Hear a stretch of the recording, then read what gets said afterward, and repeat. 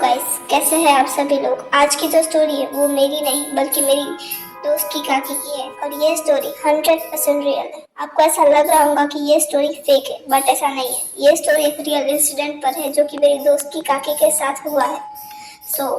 मेरी दोस्त की काकी का नाम है तनीषा। तो ये बात तब की है जब तनीषा छोटी हुआ करती थी। तनीषा के घर में उसकी दादी, उसकी मम्मी और उसके पापा थे। तनीषा के मॉम डैड गवर्नमेंट जॉब में थे और इसी वजह से वो तनीषा के साथ ज़्यादा नहीं रह पाते थे। इसलिए तनीषा भी अपना ज़्यादातर टाइम अपनी स्टडी में और अपने दोस्तों में और अपनी दादी के साथ ही स्पेंड करती थी। तनीषा को नए नए दोस्त बनाना काफ़ी पसंद था और इसी वजह से तनीषा के पास बहुत ज़्यादा दोस्त भी थे। लेकिन उसमें से ही तनीषा की एक ऐसी भी दोस्त थी जो तनीषा से पर्सनली काफ़ी अटैच थी। क्यों? क्योंकि वो तनीषा की बचपन की दोस्त थी। उसका और तनीषा का बर्थ एक ही टाइम पर हुआ था। वैसे तो तनीषा के बहुत ज़्यादा दोस्त थे, लेकिन वो तनीषा की सबसे ज़्यादा खास दोस्त थी। तनीषा और वो बहुत ही अच्छे दोस्त थे और उनकी फैमिली भी एक दूसरे की काफ़ी अच्छी दोस्त थी। सब कुछ बहुत ठीक चल रहा था। वो दोनों हमेशा साथ रहती थी। और मैं आपको बता दूं कि तनीषा की दोस्त का नाम है रितु। ये दोनों स्कूल में भी और स्कूल के बाद भी एक साथ ही रहती थी। और रितु भी तनीषा की तरह बहुत ही ज़्यादा टैलेंटेड और अच्छी लड़की थी। अब ऐसे ही करते करते 6 महीने बीत जाते हैं। 6 महीने बाद इन दोनों को एक ऐसी खबर मिलती है जिसे जानकर रितु और तनीषा बहुत ही ज़्यादा सैड हो जाते हैं। और वो खबर ये होती है कि तनीषा के मॉम डैड का ट्रांसफ़र हो गया है और इसी वजह से तनीषा को अपनी फैमिली के साथ मुंबई शिफ्ट होना होगा। ये सब जानकर ये दोनों बहुत ही ज़्यादा उदास हो जाते हैं। दोनों बचपन से एक साथ है और रितु अपने मम्मी पापा से तो ये भी कहती है कि हम भी तनीषा की फैमिली के साथ मुंबई चलेंगे, बट ये सब पॉसिबल नहीं था। अब धीरे धीरे टाइम बीतता जाता है और तनीषा अपनी फैमिली के साथ मुंबई शिफ्ट हो जाती है। तनीषा बहुत ही ज़्यादा उदास है और बहुत ही ज़्यादा सैड है। तनीषा के मॉम डैड तनीषा को बहुत समझाते कि चलो बेटा, ऐसा गुस्सा नहीं करते, आपको मुंबई में भी बहुत मज़ा आएगा, आपको मुंबई में भी बहुत अच्छे अच्छे दोस्त मिलेंगे। बट तनीषा नहीं मानती है, वो भी सैड ही है। और अब ऋतु भी बहुत ही ज़्यादा उदास है। अब वो ना ही किसी से बात करती है, ना ही किसी के साथ खेलती है। उसने बाहर जाना भी बंद कर दिया है। ऋतु और तनीषा अब दोनों बहुत ही ज़्यादा सैड है। अब हमें कहानी को समझने के लिए अब जाना होगा कुछ साल आगे। अब ऋतु और तनीषा बड़े हो गए होते हैं। तनीषा 18 साल की हो चुकी होती है। शायद अब तो तनीषा ऋतु को भूल भी चुकी होती है। तनीषा का अब एक बॉयफ्रेंड भी होता है और वो दोनों एक ही कॉलेज में पढ़ रहे होते हैं। ऐसे ही दिन बीतने लग जाते हैं और तनीषा को पता चलता है कि उसके बॉयफ्रेंड का किसी और के साथ अफेयर चल रहा है। ये जानकर तनीषा बहुत ही ज़्यादा गुस्सा हो जाती है और इसी वजह से उन दोनों में बहुत ज़्यादा लड़ाई हो जाती है और ये दोनों बहुत लड़ने लगते हैं। गुस्से में आकर तनीषा का बॉयफ्रेंड तनीषा को थप्पड़ मार देता है और तनीषा रोते रोते वापस अपने घर चली जाती है। और तब से तनीषा का और उसके बॉयफ्रेंड का ब्रेकअप हो गया होता है और तनीषा ने इस बारे में अपने मम्मी पापा को कुछ भी नहीं बताया होता है। वो बस घर वापस आकर सो जाती है। अगली सुबह तनीषा को कुछ ऐसा पता चलता है जिसे जानकर आप हैरान हो जाएंगे। तनीषा को पता चलता है कि उसकी बॉयफ्रेंड की डेथ हो गई है और वो भी बहुत ही रहस्यमय तरीके से। जैसे ही तनीषा को ये सब पता चलता है, वो बुरी तरह हैरान हो जाती है। उसे समझ ही नहीं आता कि एकदम से ये सब कैसे हो सकता है और वो बहुत ही ज़्यादा कंफ्यूज्ड है। खैर, जो होना था वो तो हो गया। अब इस बात को करीब 1 महीना हो जाता है। अब एक दिन क्या होता है कि तनीषा के किसी दोस्त के बर्थडे पार्टी में तनीषा को जाना होता है और तनीषा अपने दोस्त के बर्थडे पार्टी पर जाती है और वहाँ से सब बर्थडे पार्टी शुरू करते हैं। बर्थडे पार्टी ख़त्म होने के बाद तनिषा अपने घर के लिए रवाना होती है। तनिषा स्कूटी लेकर अपने घर की तरफ बढ़ती है। अब स्कूटी चल रही होती है कि तभी ही तनिषा की स्कूटी के सामने एकदम से एक लड़की आ जाती है। वो स्कूटी से टकरा कर नीचे गिर जाती है। तनिषा फटाफट अपनी स्कूटी रोकती है और नीचे उतर के उस लड़की से कहती है, आर यू फाइन? और जैसे ही वो लड़की अपना चेहरा दिखाती है, तनिषा बुरी तरह से चौंक जाती है, क्योंकि वो लड़की और कोई नहीं बल्कि ऋतु होती है। ऋतु को देखकर तनिषा को समझ नहीं आ रहा कि वो कैसे रिएक्ट करे। उसे समझ नहीं आ रहा कि वो खुश हो कि हैरान हो। तनिषा ऋतु को देखकर चौंक जाती है। तनिषा ऋतु से पूछती है कि तू मुंबई में क्या कर रही है और इतनी रात को यहाँ पर इस सुनसान रोड में क्या कर रही है। बट ऋतु कोई जवाब नहीं देती। ऋतु बस एक बार बोलती है, क्या तू मुझे अपने घर छोड़ देगी? तनिषा बोलती है कि तेरा घर कहाँ है? तेरा घर? तो ऋतु बस आगे की ओर इशारा कर देती है और ऋतु तनिषा की स्कूटी पर बैठ जाती है। तनिषा को अभी भी कुछ समझ नहीं आ रहा होता है, पर वो फिर भी स्कूटी चलाना स्टार्ट कर देती है।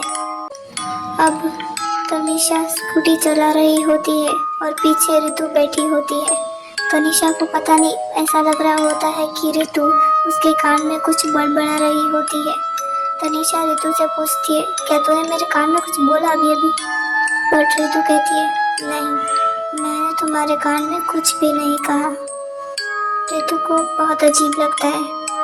अब वो स्कूटी चला रही है। अब तकरीबन 15 मिनट हो गए हैं और ऋतु बोलती है, रुक जा, रुक जा, यहीं पर स्कूटी को रोक दे, रुक जा। तनिषा पूछती है, क्या हुआ? तो वो बोलती है कि मेरा घर आ गया है, अब मैं खुद चली जाऊंगी। तनिषा बोलती है, तेरा घर? कहाँ है तेरा घर? यहाँ दूर दूर तक घर तो छोड़ो, मुझे कुछ भी नहीं दिखाई दे रहा है और तू कह तेरा घर आ गया? क्या बोल रही है? कुछ समझ नहीं आ रहा। बट ऋतु कोई जवाब नहीं देती। वो चुपचाप स्कूटी से उतर के आगे की तरफ चली जाती है। रोड में काफी कोहरा था और ऋतु उसी कोहरे में कहीं गायब हो जाती है। तनिषा उसे बार बार बुलाती है बट ऋतु एक बार भी नहीं सुनती। वो कहीं गायब ही हो जाती है। तनिषा को यह सब बहुत अजीब लगता है बट उसे फिर भी कुछ भी समझ नहीं आ रहा है। अब ऋतु भी अपनी स्कूटी लेकर अपने घर की तरफ चली जाती है। अब सुबह हो जाती है। तनिषा अपने कॉलेज जाने के लिए तैयार हो जाती है। कॉलेज में वो आती है बट कॉलेज में भी उसका मन नहीं लगता। कॉलेज में भी वो वही सोच रही होती जो कल रात उसके साथ हुआ। उसे कुछ भी समझ नहीं आ रहा होता है। उसके मन में बहुत सारे सवाल उठ रहे होते हैं बट उसके जवाब उसके पास नहीं होते हैं। अब कॉलेज खत्म हो चुका है और तनिषा अपने घर की तरफ जाने के लिए रवाना होती है। तनिषा अब अपने घर की तरफ जा ही रही होती है कि तभी उसे एक बार फिर से ऋतु दिखती है। ऋतु को देखकर तनिषा एक बार फिर से चौंक जाती है। तनिषा ऋतु के पास जाती है और अब धीरे धीरे करके इन दोनों में बातें स्टार्ट होती है। अब ये दोनों रोज मिलने लग गए हैं। अब ये दोनों हमेशा एक दूसरे से अपनी बात शेयर करती है और पहले की तरह बहुत अच्छी दोस्त बन गई होती है। अब ये दोनों एक साथ कई जगह घूमने जाती थी। तो एक दिन तनिषा बोलती है कि चल ऋतु हम मंदिर चल कर आते हैं, बट ऋतु साफ साफ मना कर देती है। तनिषा को बहुत अजीब लगता है कि ये मंदिर जाने से मना क्यों कर रही है आखिर। तनिषा ऋतु से पूछती है कि तुझे मंदिर क्यों नहीं जाना, बट तनिषा कोई जवाब नहीं देती और वो बोलती है कि तू दर्शन करके आ, मैं यहाँ पर बैठी हूँ, जा तू। तनिषा को ये बात बहुत ही ज़्यादा अजीब लगती है बट वो ज़्यादा ध्यान नहीं देती और अकेली ही मंदिर चली जाती है। अब वो मंदिर से वापस आते हुए थोड़ा सा प्रसाद लेकर आती है और कहती है तू मंदिर तो गई नहीं, कम से कम ये प्रसाद तो खा ले। बट ऋतु उस प्रसाद को देखकर बहुत ही ज़्यादा घबरा जाती है और कहती है मुझसे दूर रख मुझसे। तनिषा को यह सब बहुत ही ज़्यादा अजीब लगता है। तनिषा कहती है, क्या हुआ तुझे? प्रसाद ही तो है, प्रसाद से क्यों डर रही है? प्रसाद से कौन डरता है? क्या हुआ तुझे? ऐसा क्यों बिहेव कर रही है? बट ऋतु बहुत ही ज़्यादा गुस्से में होती है और जोर से चिल्ला कर बोलती है, कहा ना तुझे दूर रख तो दूर रख, वरना चली जाए यहाँ से। ऋतु का ये बिहेव देखकर तनिषा को बहुत ही ज़्यादा अजीब लगता है। अब ऐसे ही दिन जा रहे होते हैं। तनिषा के कॉलेज में एक नया स्टूडेंट आता है और वो स्टूडेंट और कोई नहीं बल्कि तनिषा का ही बचपन का दोस्त होता है। तनिषा उसे देखकर बहुत ही ज़्यादा खुश हो जाती है। अब ये दोनों एक साथ बहुत सारी बातें कर रहे होते हैं, बहुत ही ज़्यादा हंसी मजाक भी कर रहे होते हैं। तभी अचानक से तनिषा बोलती है कि पता नहीं यार आजकल ऋतु को क्या हो गया, कितना रूडली बिहेव करती है। और जैसे ही तनिषा का दोस्त ये सुनता है तो वो बुरी तरह चौंक जाता है और वो कहता है, ऋतु तू पागल हो गई? ऋतु यहाँ कैसे हो सकती है? तनिषा कहती है, मतलब तेरा मतलब क्या है? और तेरे चेहरे का रंग क्यों उड़ गया? तू क्या कहना चाहता है? और तब तनिषा का दोस्त कहता है कि ऋतु तो 2 साल पहले ही मर चुकी है। और ये बात सुनकर तनिषा के पैरों तले जमीन खिसक जाती है, क्योंकि ऐसा हो ही नहीं सकता। ऋतु जो उसे रोज रोज बुलाया करती थी वो 2 साल पहले ही मर चुकी है। तनिषा को कुछ भी समझ नहीं आ रहा होता। तनिषा बहुत ही ज़्यादा शॉक है। पहले तो तनिषा को लगा कि उसका दोस्त मजाक कर रहा है, पर कहीं ना कहीं अब ऋतु को भी लगने लगा था कि शायद ये सच हो सकता है। मैं जिसके साथ अभी तक थी वो ऋतु नहीं बल्कि ऋतु की आत्मा है। तनिषा अब बहुत ही ज़्यादा डर गई है, क्योंकि अभी वही टाइम होता है जिस टाइम पर ऋतु तनिषा से मिलने आया करती थी। बट आज तनिषा ने 1 घंटा वेट कर लिया, बट ऋतु आज तनिषा से मिलने नहीं आई। और ये बात तनिषा को भी बहुत अजीब लगती है। और तनिषा को अपना एक इंसिडेंट याद आता है जिसमें वो रात के 2 बज रहे थे और वो स्टडी टेबल पर स्टडी कर रही थी क्योंकि उसके एग्ज़ाम थे। तभी उसकी नज़र बाहर खिड़की पर जाती है और वो देखती है कि ऋतु रात के 2 बजे उसके घर के आसपास ऐसे घूम रही है गोल गोल, और वो कुछ बोल रही है। और ये देखकर तनिषा बहुत ही ज़्यादा डर जाती है। वो फटाफट से नीचे अपने घर के बाहर जाकर देखती है तो वहाँ कोई नहीं होता था। और इस इंसिडेंट को याद करके तनिषा और भी ज़्यादा डर जाती है। अब उसे सब समझ आ गया था। अब वो बहुत ही ज़्यादा डरी हुई है।